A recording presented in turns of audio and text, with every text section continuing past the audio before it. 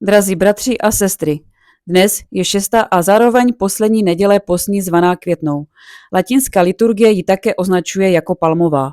Ústřední událostí, kterou připomíná, je triumfální vjezd Krista do Jeruzaléma, kdy nadšené zástupy mávali Pánu Ježíši na pozdrav palmovými ratolestmi. Jejich radostné volání Hosana, synu Davidovu, požehnaný, který přichází ve jménu Páně, vyjadřovalo přesvědčení, že Pán Ježíš je očekávaný Mesiáš, osvoboditel, zakladatel nového, svobodného židovského království. Nebylo tomu tak. Kristus nepřišel založit novou pozemskou národní říši.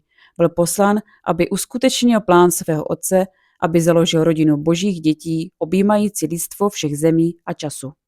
Liturgia dzisiejszej niedzieli jest jednocześnie opisem męki Pana Jezusa, ale także podkreśla królewską godność Chrystusa, który wjeżdżając do Jerozolimy był witany jako król i władca.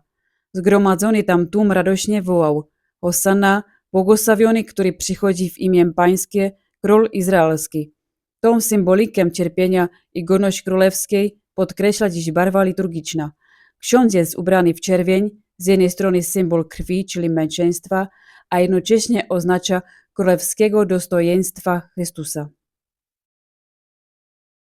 Ać z radości idemy za Twym Królem Chrystem, a jedną z Nim wstąpimy do wiecznego Jeruzalema, neboć On z Tebą żyje, a króluje na wieki wieku.